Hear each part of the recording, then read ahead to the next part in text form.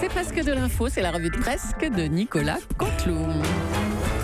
Et ils sont encore dans le studio, Patrick Cohen et son invité. Bonjour Benoît Hamon. Bonjour Patrick Cohen. Benoît Hamon, la réforme de l'hôpital, de l'école, de la SNCF, votre regard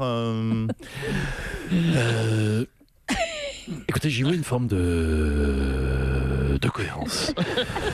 De cohérence. Ce gouvernement s'obstine à vouloir déshabiller le service public, la SNCF en particulier, alors que la SNCF a de bons résultats. Oh non, non, non, non, non, non, non, non. Vous ne pouvez pas dire cela, Benoît Hamon, la SNCF. Je suis taquin, perd de l'argent. Oui, non, mais est-ce que c'est le rôle, Monsieur Cohen, d'un service public de gagner de l'argent? La SNCF n'est pas là pour être excédentaire. Ah ben vous, mais écoutez, ça tombe bien, car la SNCF perd des milliards par milliers. Chaque année, mais non, Benoît Hamon, chaque année, 2 milliards de plus de déficit. Comment vous financez? En faisant des billets plus chers, en augmentant les impôts, des impôts plus lourds, hein, gros malin? Patrick Cohen, c'est une mission de service public, donc chat perché. Il faut sortir de la logique de gagner de l'argent tout le temps. Gagner tout le temps, c'est pas une fin en soi. D'ailleurs, j'en suis le meilleur exemple. Benoît Hamon, tiens, comme je m'emmerde dans cette interview, on va faire une devinette. Qui a dit, Benoît Hamon, la gauche est un étouffoir, un tue-la-joie? Jean-Luc Mélenchon. Bravo, Benoît Hamon, vous voyez, quand vous bossez vos interviews. D'ailleurs, Jean-Luc Mélenchon qui vous a critiqué dans cet article-là, j'aime bien pourrir l'ambiance. Oui, c'est d'ailleurs toujours un plaisir de venir vous voir. J'ai passé un très bon moment encore, Patrick Cohen. Merci Benoît Hamon, à vous Julie. Merci Patrick. Bruno Le Maire a annoncé une taxation des géants du web, Google, Amazon, Facebook et Apple. Monsieur Le Maire, vous avez déclaré ce sera une taxation entre 2 et 6%, probablement plus proche de 2%. Oui, c'est exact. Bonjour Madame Julie, bonjour Monsieur Cohen. Bonjour. Heureux de vous retrouver à cette antenne. Oui, je le dis, nous allons taxer les géants du web. Et sur ce point, il n'y aura pas de débat. Ce sera donc entre 2 et 6%, vous l'avez rappelé, chère Julie Leclerc, mais nous serons, je vous le dis, plus proches des 2%. Car soyons précis, on va leur prendre entre donc 45 € et 6 milliards d'euros. C'est beaucoup, 6 milliards d'euros. C'est une somme qui fera un bien énorme aux finances publiques. Mais bon, nous serons plus proches des 45 €. Ah bon, mais... pourquoi c'est plus 2% que 6% alors? Et Madame Julie, c'est parce que je vous l'ai dit, j'ai rencontré les géants du web. Et avec eux, j'étais entre la totale fermeté et le pissage dans le froc. Et je vous le dis, on était plus proche du pissage dans le froc. Ce qui explique donc qu'on est plus proche des 2% que des 6%. Tiens. Et ça va s'appliquer quand, cette taxe? Alors, sur ce point, pour l'instant, on est sur une fourchette entre vachement plus tard et jamais. Bon, je dois vous laisser. Au revoir à tous. Bravo à Monsieur Enthoven, dont j'écoute la chronique. Et d'ailleurs, sur ce point, je suis entre j'ai tout compris et j'ai absolument rien capté. Mais pour être franc avec vous, je suis plus proche de je n'ai rien capté. Merci. Il y a débat Bruno Le Maire. Il y a débat. Emmanuel Macron commencera demain les consultations pour sa réforme de la Constitution. Bonjour, Monsieur le Président. Bonjour à toutes et à tous. Heureux de vous retrouver. Permettez-moi d'ouvrir en préambule une parenthèse. Allez-y, oui. Alors les feignasses, on est reparti en vacances? Voilà, je referme la parenthèse. Oui. Pardonnez-moi de m'immiscer. Ah tiens, Ségolène Royal. Oui, j'aimerais, si vous le permettez, en tant que spécialiste de l'écologie, faire un bilan carbone des vacances de chacun autour de cette table. Hein, à vue de nez, ou plutôt, plus exactement, à vue de bronzage. Hein. Il a bonne mine, monsieur Coué. Ah, vous avez remarqué, hein, ouais. Il était où en vacances, hein? Vous n'avez pas pris l'avion, moi, j'espère. Non. vélo Oui. seulement. Oui, vous êtes resté chez vous. Il y a un microclimat au-dessus de chez vous, monsieur Cohen. Oui.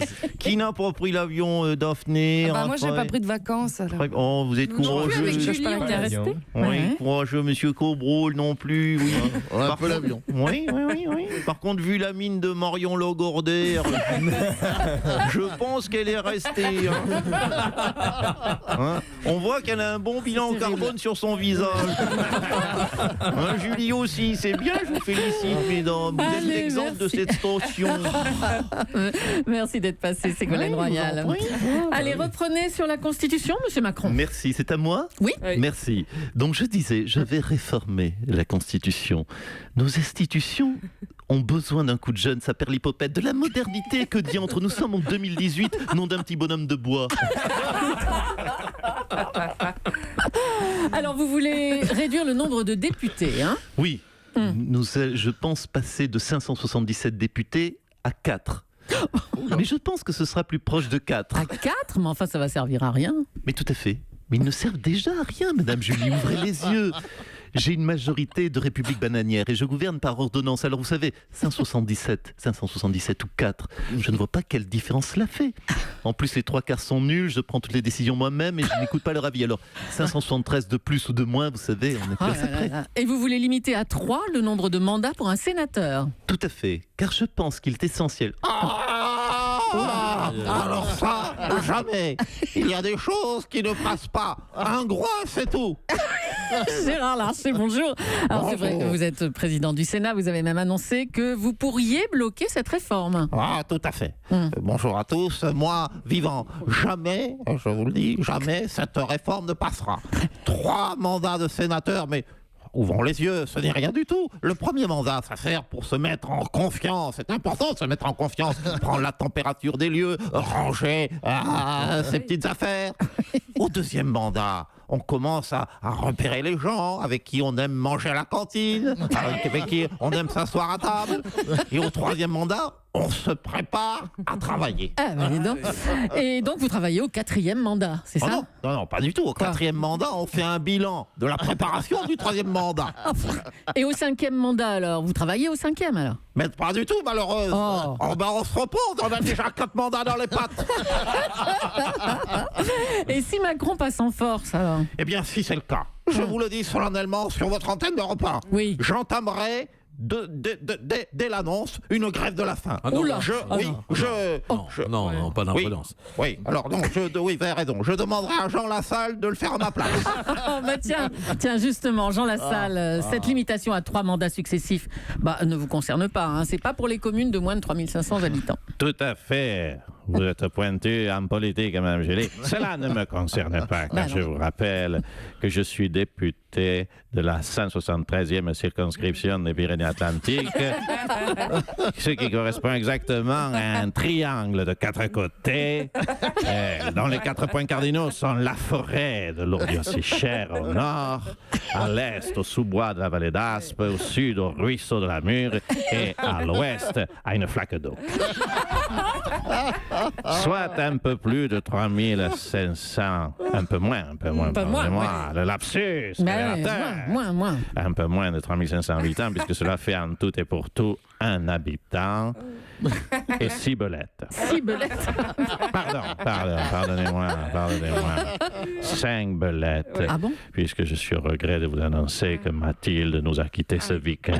Ah, elle est partie, elle a quitté la forêt? Non, je l'ai bouffé. Oh non, s'il vous plaît. En parlant de cela, est-ce que vous avez vu ma meuf défiler cette semaine? Meuf, comme disent les jeunes. Meuf à la Fashion Week? Non, c'est en agriculture.